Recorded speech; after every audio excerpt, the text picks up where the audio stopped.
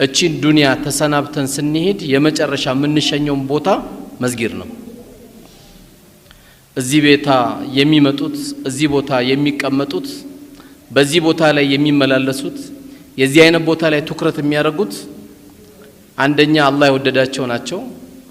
ሁለተኛ ጥበብን አላህ የሰጣቸው ሰዎች ናቸው። የአራዳዎች የጮሌዎች ቦታ ማለት ሐየ ዐለ ሰላህ ሲባል በምድር ላይ ምንም አይነት ጥሪ የለም። ትልቁ ጥሪ ሐየ ዐለ ሰላህ ብሎ ሙአዚናችን ከተጣሩበት ሰዓት ከሰማ ጀምሮ ወደዚህ ቤት የመጡ ሰዎች ትልቅ ሰው ናቸውና አላህ በመስጊድ ፍቅር ከሚቃጠሉት መስጊድን ከሚወዱት ይሄን ቤትን ከሚጠብቁት በዚህ ቤትም አምሮባቸው ዱንያ ያለቀው ከሚሄዱ ሰዎች አላህ ያድርገን። ከዚህ በመቀጠል እንግዲህ በተሰጠኝ አርስት መሰረት ማዛ ቀደምና ለሐዘ ዲን የዛሬው ትምርታችን ለሃይማኖታችን ለዲናችን ምን ያደረግነው አስተዋጽኦ አለ? ብዙን ጊዜ ለሃይማኖት አስተዋጽኦ ማድረግ ሲባል ሚሊየን ብር የሚቆጥሩ ሰዎች ይመስላቸዋል። ስለ ብር ሳይሆን አላህ እያንዳንዳችን ከማ ቃለ ረሱል አለይሂ ሰላቱ ወሰላም ኩሉ ሙየሰሩ ሊማ ኹሊቀ ለሁ እያንዳንዱ ለተፈጠረበት ነገር ያገራለት ሰው አለ። አሁን እዚህ ጋር ናና ተናገር ብትለው ያንቀጠቅጠውና የሚወድቅ ሰው አለ። ይሄ ቦታ አይችልም። እዚህ ጋር ደግሞ በትክክለኛ ረጋ ብሎ የሚያስተምር ሰውዬ ደግሞ ጻፍ ብትለው ደግሞ ላይጽፍ ይችላል።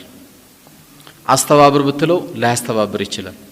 ግን አንዱ ከአንዱ አላህ የሰጠን ክህሎት አለ፣ ስጦታ አለ።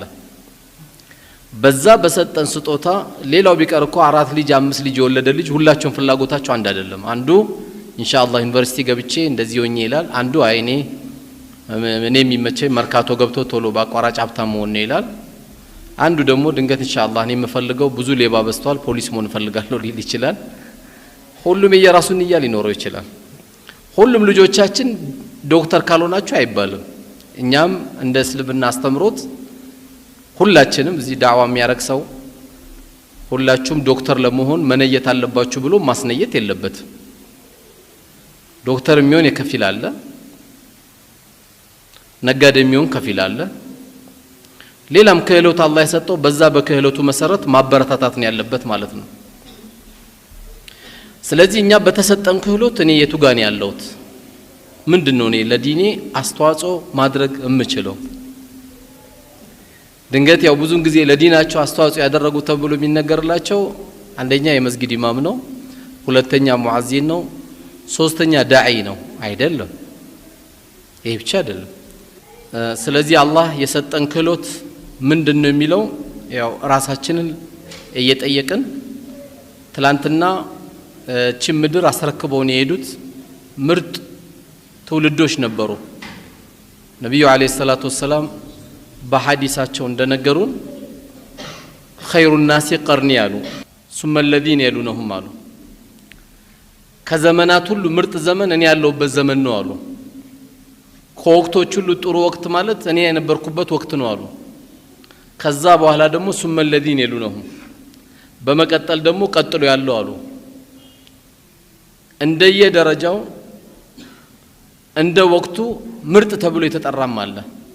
እነዛ ምርጥ የተባሉት ሰሃቦችም ይሁኑ ሰለፎቹ ጭንቀታቸው የነበረው እንደ አላህ ፊት ለዚህ ለዲኔ ያደረኩት አስተዋጽኦ ምን አለ ብለው የሚጨነቁ ስለነበሩ ነው። ለሃይማኖታችን ምን ያደረኩት አስተዋጽኦ አለ ብሎ ታሪክ ሰርተው ነው የሄዱት። ለዲን መخدም ሲባል በነገራችን ላይ ለራስ ነው። እኔና አንተ አልሰራም ካልን እኔና አንቺ አልሰራም ካልን አላህ የተሻለ ህዝብ ያመጣል። ብዙ ባሪያ አለው አላህ። فسوف ياتي الله بقوم እንዳለው አላህ እናንተም ቢካላችሁ አጠፋችሁና ከዛ በኋላ ሌላ የተሻለ ትውልድ አመጣለሁ የሚወዱኝና የምወዳቸው አለ አላህ። እኔም የምወዳቸው እነሱም የሚወዱኝ ህዝቦች እኔ አመጣለሁ አለ አላህ። ስለዚህ ለዲን ሰራ ማለት ለራስ ነው የምትሰራው ልክ አላህ በቁርአኑ እንደነገረን ኢን አህሰንቱም ሊአንፉሲኩም መልካም ነገር ብታሳምሩ ብትሰሩ ጥሩ ነገር ብታደርጉ ለራሳችሁ ለነፍሳችሁ ነው በሌላ የቁርአን አያ አላህ ምን ይላል من عمل صالحا من ذكر أو أنثى وهو مؤمن ከወንድም ይሁን ከሴት መልካም ስራ የሰሩ ሰዎች በርግጥ እነሱ ናቸው አማኝ የሚባሉት እነሱ ናቸው ጥቅማቸውን ደግሞ ልንገራችሁ መልካም ነገር ከሰሩ ምንድነው ጥቅማቸው فلنحيينه حياة طيبة የተረጋጋ ኑሮ እናረጋላቸዋለን የተረጋጋ ኑሮ እንዲኖሩበት እናደርጋቸዋለን فلنحيينه حياة طيبة እንግዲህ የተረጋጋ ኑሮ ማለት ሰው ገንዘብ ስላለው አይረጋጋም ስላጣም አይረበሽም እያንዳንዱ ማግኘታችን ማጣታችን ከኢማን ጋር የተያያዘ ነው ይሄን በደንብ ልናሰምር ይገባል ሰው ሁሉ ዛሬ ያወራ ያለው ዘይት 700 ብር ገባ እያለ ነው 700 ብር ከገባ ጀምሮ ግን በረሃብ የሞተ የለም ይሄ ውክልናው ለአላህ የተሰጠ ነው የተረጋጋ ኑሮ መኖር የሚችለው ሞዴል ሊኖረው ይገባል አንድ ሰው አንድ መስሪያ ቤት ሲገባ ምን አለው መመሪያ አለው ያ መመሪያ ከጣሰ ማስጠንቀቂያ ይሰጠዋል እርምጃ ይወሰድበታል ተርቲቡን ጠብቆ አላህ ምን እናንተን እዚህ ዱንያ ላይ ሲያመጣን መመሪያ አድርጎልናል እንዴት እንደምንኖር በዛች ባነሰችው ገንዘብ እንዴት ዱንያን እንደምናጣፍጣት ነግሮናል ስለበዛም የተረጋጋ ቤት የለም እንደውም በኢማን የታነጹ ቤቶች ካልሆኑ በስተቀር በዲን የታነጹ ቤቶች ካልሆኑ በስተቀር በአብዛኛው ሀብት ያለበት ቤት ትልቅ እሳት አለ በቀናት ውስጥ በወራት ውስጥ ነው አባት እንኳን ሲሞት ቶሎ ሂሳብ የሚሰራው ለአባታችን ምን ሰደቃ እናርገለት ለአባታችን ምን ወቅፍ እንስራለት አባታችን በምን እናስታውሰው አባታችን ምን እንደነበረበት ተብሎ አይደለም ሂሳብ የሚሰራው እንዴት አድርጌ ነው የመኪና ቁልፍ ይዤ ገንዘብ ስንት ቢደርሰኝ ጥሩ ነው መኪና ለሚያዝ ነው የሚለው ኢላ من رحم ربي አላህ ያዘነለት ልጅ በጥሩ ያደገ ልጅ እንኳን ከአባቱ ሊከጅል ይቀርና ከራሱ ኪስም ይጨምርለታል አባቱ ከራሱ ኪስ ለአባቱ መልካም ነገር ይቀጥላል ይሄ ግን በጣም ትንሾች ናቸው የትላንት ሐያት ስናይ ትላንትና የነበሩት ምርጥ ህዝቦች የተባሉት በነብዩ አለይሂ ሰላቱ ወሰለም ከዘመናት ሁሉ ምርጥ ዘመን የኔ ያለውበት ነው ያሉት ትልልቅ መልካም ነገር በታሪክ ማንንም ያልሰራው ማንንም እዩ እንግዲህ አሁን ትክክለኛ በገንዘብ ቢሆን ዓለም ላይ ያሉት 10 ካፊሮች ናቸው ባለሀብቶቹ አንደኛ ሁለተኛ ሶስተኛ ተብሎ 10 ካፊሮች ናቸው ምንድነው ታሪካቸው ምንም ከፊሉ ሲሞት ካንሰር ተሸክሞ ነው የሚሞተው ከፊሉ ደስታ አጣው ብሎ ኪኒን እየዋጠ ነው የሚኖረው ትክክለኛ ለዲን አስተዋጽኦ ለዲናችን የምናበረክተው ነገር አለ ማለት እኔ ነኝ ተጠቃሚ አቡበከር ሲዲቅ አላህ ስራውን ይደድለትና ታላቁ ኸሊፋ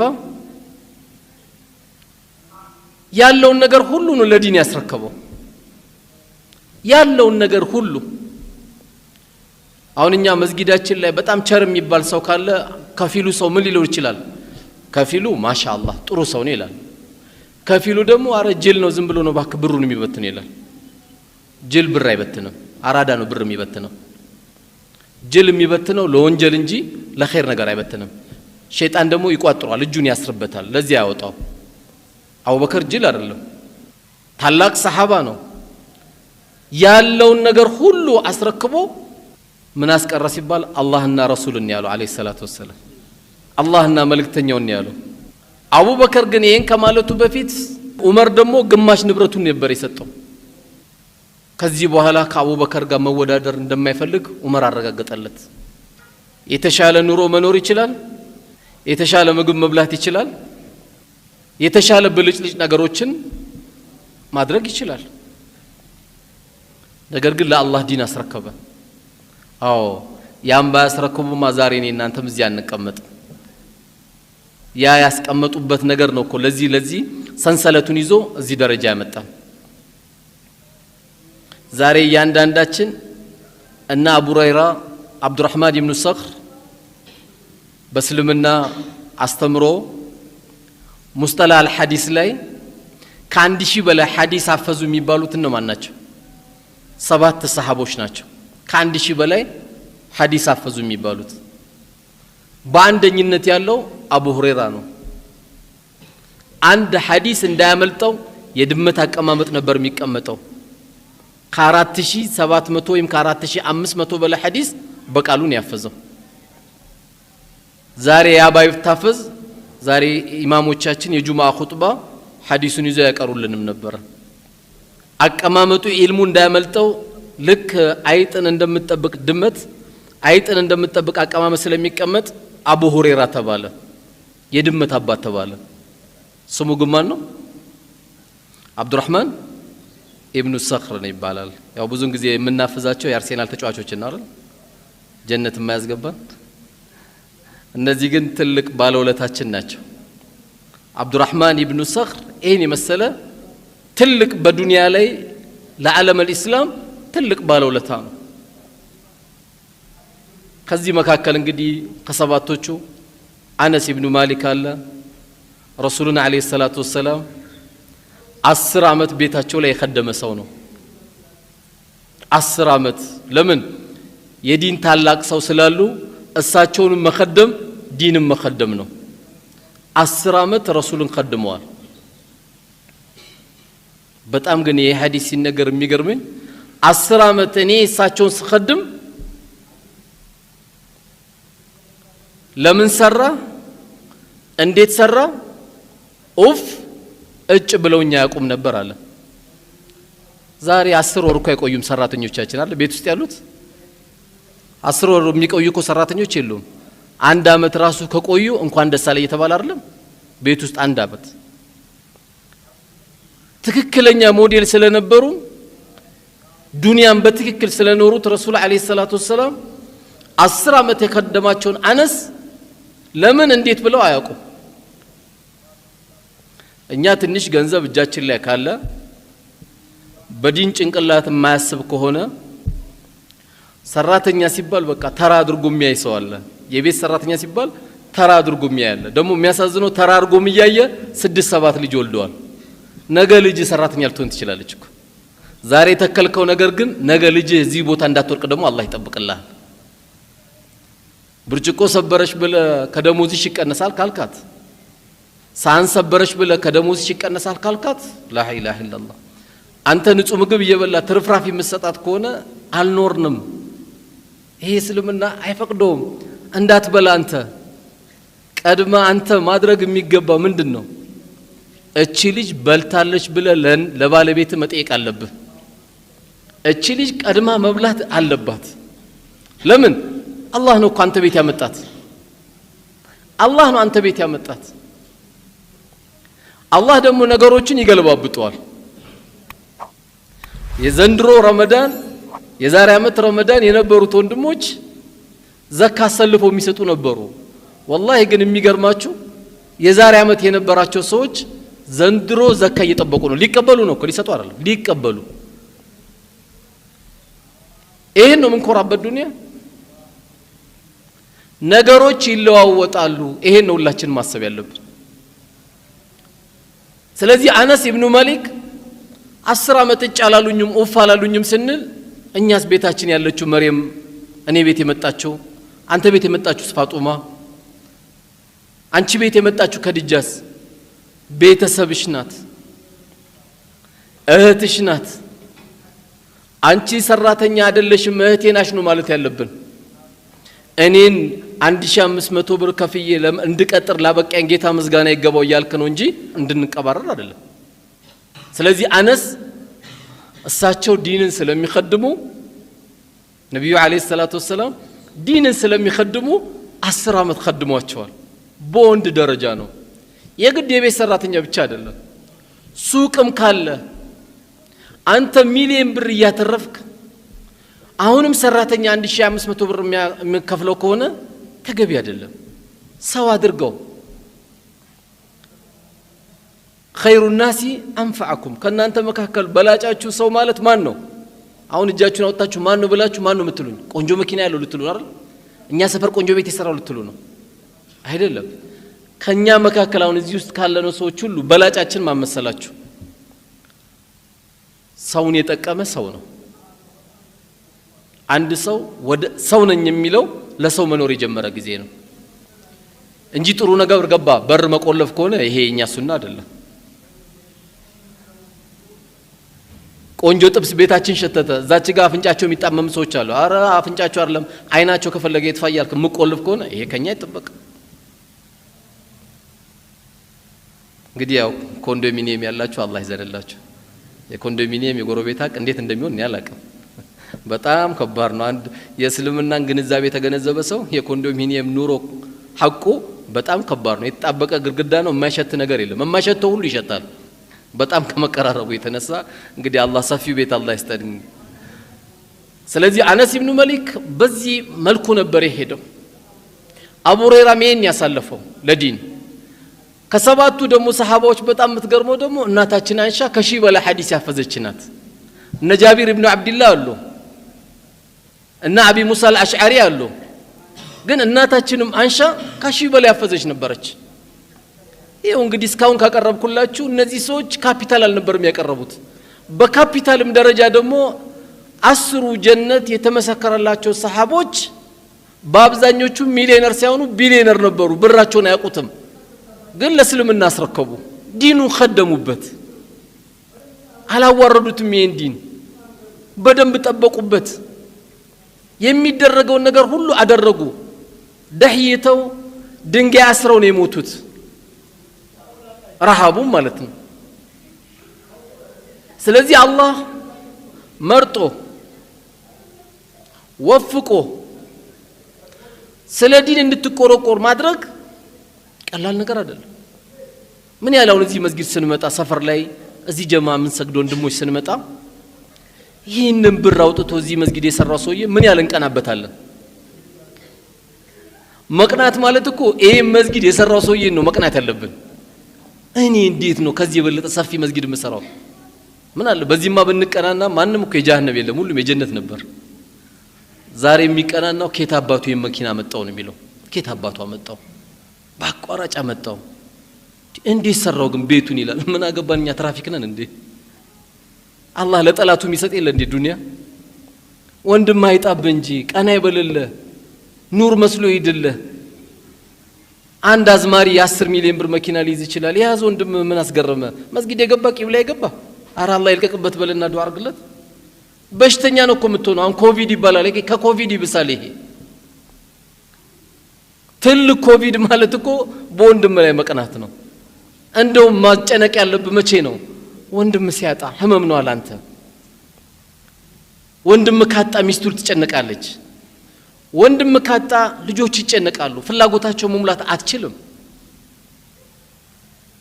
እኛ ምንቀናናው ጉርጓድ ውሃ በቆፈረው ሰውዬ አይደለም። እኛ ብንቀናናው የቲምን በخدመ ሰውዬ አይደለም። እኛ ምንቀናናው እኛ እዚህ ተቀምጠን አንዳንዱ እኮ ይገርማል። ሰፈር ሱቅ ላይ ቆሞ እንዴት ቀደመኝ ይላል። መርካቶ ገብተህ ታዲያ ጆንያት መሸከም አትጀምርም እንዴ? ምክንያቱም መላእክት ዶላር ይዞለት እንዲመጣ የሚፈልግ ሰው አለ። እንዲህ ደግሞ የመጣም የለም ወደፊትም አይመጣም። احرص على ما ينفعك واستعن بالله ያሉት ነብዩ አለይሂ ሰላቱ ወሰለም። ለሚጠቅም ነገር ጥረት አድርግ ከዛ በኋላ በአላህ ላይ ተመካን የተባለው። አንተ ጥረት ስላረክ አይደለም። ጥረት ባረገማ ቢሆን በደከመማ ቢሆን ሰፈር ጤፍም ያመጣልን እኮ ወፍጮ ቤት ያለው ሰውዬ እኮ 30 አመቱ ነው። የሚወጣው ላብ እኮ ቀላል አይደለም። አንዳንዱ ደግሞ አላህ ያመጣዋል ከገጠር ይመጣል። ሁለት አይነት ነጠላ ጫማ ነው ለብሶ የመጣው 6ኛ ፎቅ ጀምር ያለው ይላል። በዚህን ጊዜ በሽታ ካለበት ያዞራል። በቃ ቂብላ ይጠፋል። አላህ ምን ማረጉ ነው ትላለህ። በቃ ምን አገባህ አንተ? ለፈለገው ሰው አላህ ይሰጣል። አንተን አማክሮ አላህ ይስጥ እንዴ? የአላህ ውሳኔ እኮ ፓርላማ ላይ አይደለም የሚጸድቀው፣ ራሱ አጽድቆ ጨርሷል። ለፈለገው ይሰጣል። አላወቅም እንጂ ላንተ የተሰጠው ብትቆጥሮ ደግሞ ቆጥራት ጨርሰው። ቂብላ መጠመዞር፣ ይሄን የበሰለ ቤት መምጣት፣ በየቀኑ 5 ጊዜ መታጠብህ፣ ቶርቶ የማያልቅ ኒዕመተ الإسلام አላህ ሰጥቷል ቶርቶ የማያልቅ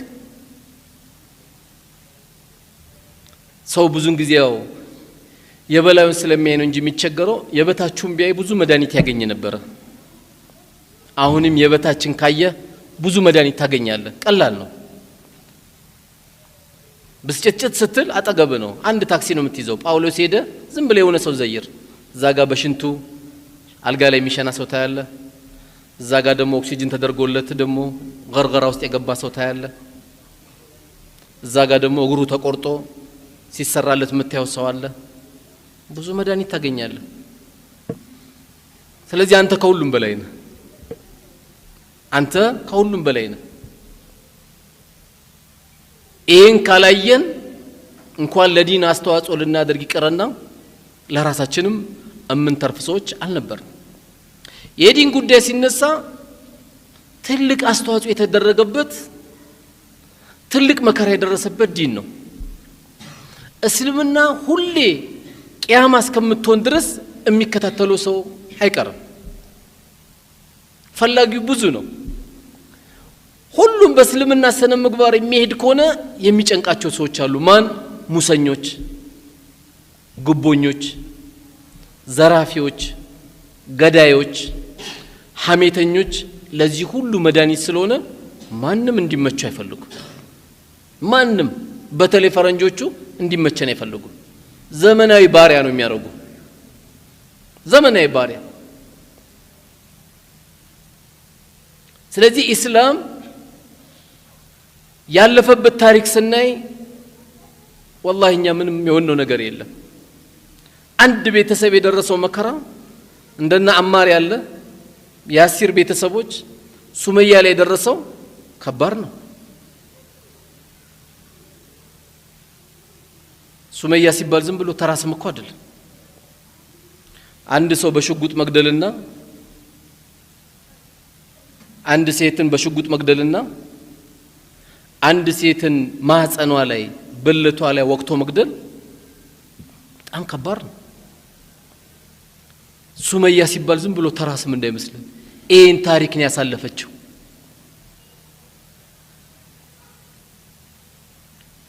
የዚሁ ቤተሰብ አካል የሆነው አማርም እኮ ሁበል በል ከአላህ ውጪ የሚጠቅም አለ ብለ ተናገር ሲባል እኮ አልልም አለ በል አልልም አለ መጨረሻው ግን ዱላው ከመብዛቱ የተነሳ ራሱን ስለሳተ ሁበል ይጠቅማል በላሉት ሁበል ይጠቅማል ብሎ ተናገረ ዱላውን አቆሙ ነገር ግን በጣም ስቅስቅ ብሎ አለቀሰ ሲያለቅስ አላህ ጭንቀቱን የሚያቀው ጌታ ከሰባቱ ሰማይ በላይ የሆነ ጌታ ቁርአን አወረደ በሱ ላይ የጭንቀቱን የሚያጌታ አላህ ብቻ ስለሆነ አላህ ብስራት ላከለት ኢላ መን ኡክሪሃ ወቀልቡሁ ሙጥመኢኑን ቢልኢማን አለ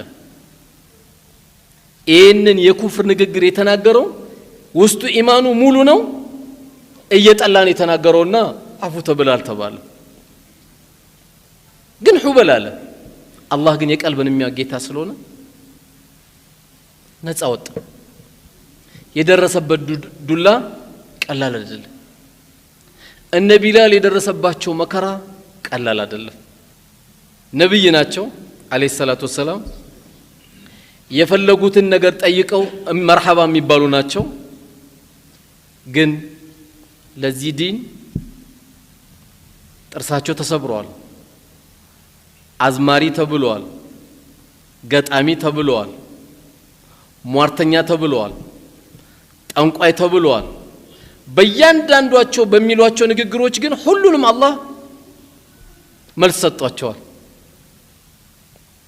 ይሄ ሁሉ ስድብ ተሰድቦ ተመቶ ምን ብሎ ግን አላህ ምን አላቸው ኢና ከፈይናከ المستهزئين አላቸው ባንተ ላይ የሚያላግጠው ሁሉ እኛ በቂው ነን አለ አላህ አንተ ላይ የሚያላግጥ ሁሉ እኛ በቂ ነን አላቸው ይሄ ሁሉ መከራ በሳቸው አልፈዋል ግን ለዲን ያደረጉት አስተዋጽኦ ነብዩ አለይሂ ሰላቱ ወሰለም ይሄ ሁሉ ሆኖ ግን ይያለ